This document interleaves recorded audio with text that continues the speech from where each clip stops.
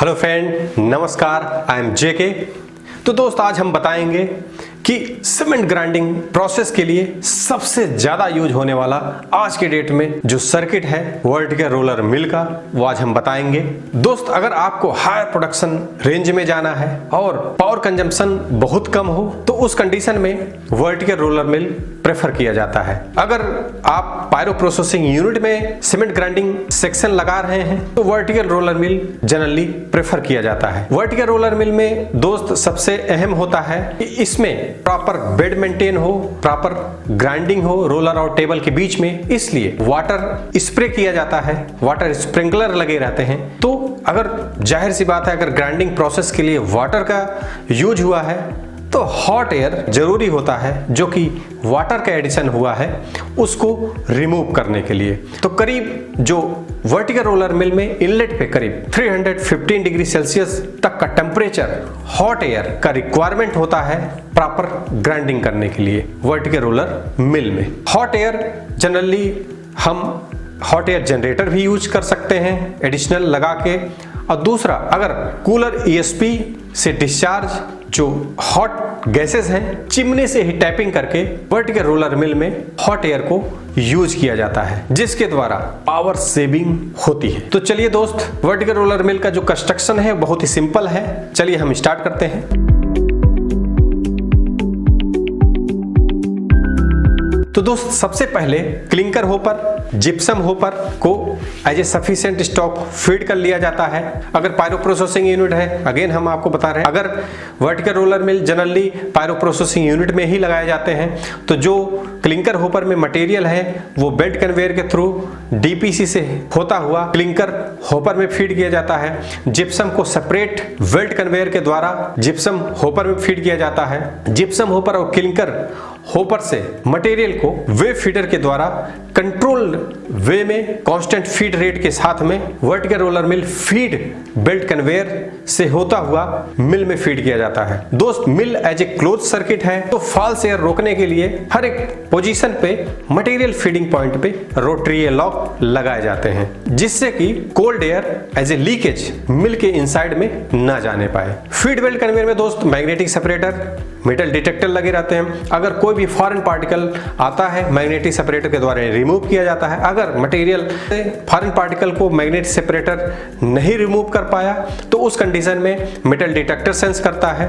कभी कभी जनरली क्या होता है दोस्तों कि जो मैग्नेटिक सेपरेटर द्वारा फेरस पार्टिकल को ही रिमूव कर पाता है, कुछ नॉन फेरस पार्टिकल आ जाते हैं, उसको मेटल डिटेक्टर सेंस कर लेता है और जो फॉरेन पार्टिकल है उसको रिजेक्ट सर्किट में ले लेता है। तो fresh feed without Trump iron material rotary lock से होता हुआ मिल में फीड किया जाता है। मिल में मटेरियल की प्रॉपर ग्राइंडिंग होती है।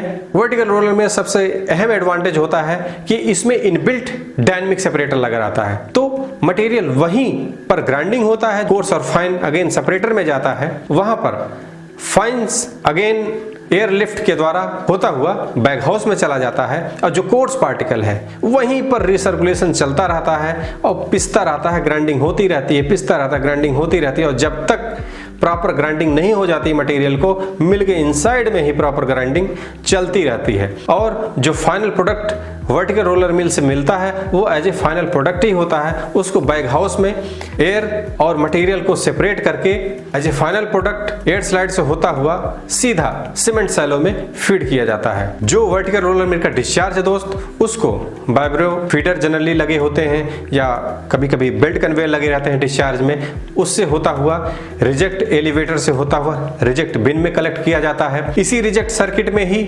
जो फीडिंग बेल्ट कन्वेयर का ट्रम्प फीचर्स है उसको भी डाइवर्टिंग गेट के द्वारा ही डाइवर्ट करके इसी रिजेक्ट सर्किट में लेते हैं और एक बिन में कलेक्ट करते हैं। बिन के डिस्चार्ज में अगेन बेल्ट कन्वेयर लगे रहते हैं, बेल्ट कन्वेयर के ऊपर मैग्नेटिक सेपरेटर मेटल डिटेक्टर लगे रहते हैं। तो अगेन मटेरियल के अंदर अगर कुछ भी फॉरेन पार्टिकल है उसको मैग्नेटिक सेपरेटर के द्वारा रिमूव किया जाता है। अगेन फिर भी ट्रम्प आयरन बचे हैं उसको मेटल डिटेक्टर सेंस करता है, उसको फाइनल डाइवर्टिंग गेट से डाइवर्ट करके अगर फाइनल पार्टिकल वाला रिजेक्ट है उसको रिजेक्ट होपर में फीड कर लिया जाता है, उसको अगेन इनलेट पे ही सर्कुलेट किया जाता है, उसको ट्रक में अनलोड करके अगेन मिल फीडिंग किया जाता है। उसके बाद जो फ्रेश पार्टिकल है अगेन वर्टिकल रोलर मिल में ही फीड किया जाता है, जैसे कि मटेरियल का रिसर्कुलेशन चलता रहे। सबसे अहम होता है कि डस्ट इमिशन रोका जाए, तो इसलिए जो भी रिजेक्ट मटेरियल है उसको अगेन रिसर्कुलेट कर लिया जाता है, जिससे पावर सेविंग भी होती है और मैकेनिकल रिलायबिलिटी भी इक्विपमेंट की बढ़ती है। तो दोस्त वर्टिकल रोलर मिल के क्लोज सर्किट में वर्टिकल रोलर मिल, दूसरा बैग हाउस, तीसरा प्रोसेस फैन होता है। तो ये close circuit as a duct से कनेक्ट रहता है और चलता रहता है। हॉट एयर जो हमने बताया जनरली ईएसपी के डक्ट से टैपिंग करके ली जाती है या हॉट एयर जनरेटर से ली जाती है। प्रॉपर एयर का टेम्परेचर मेंटेन रहे तो फ्रेश एयर एनवायरनमेंट से लिया जाता है, जिससे कि टेम्परेचर को कंट्रोल किया जा सके। और एक्सेस एयर अगर सर्किट में हो रहा है उसको चिमनी के द्वारा डिस्चार्ज किया जाता है। तो यहाँ इस सर्किट में चिमनी भी लगे रहते हैं। अगर हमको ओपीसी बनाना है तो क्लिंकर और जिप्सम होपर से ही काम चल जाएगा।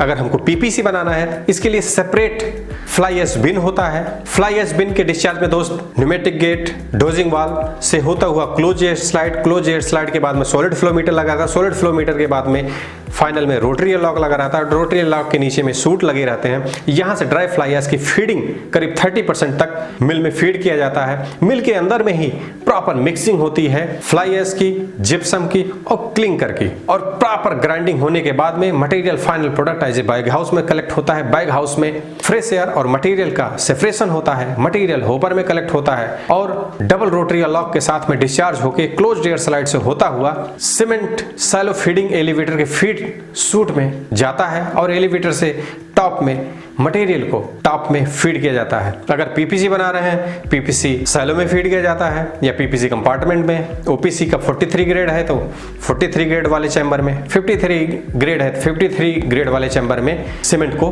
कलेक्ट किया जाता है। तो दोस्त ये है वर्टिकल रोलर मिल का सर्किट, बहुत ही सिंपल। एक प्लांट का हम टेक्निकल स्पेसिफिकेशन दोस्त आपको बता रहे हैं।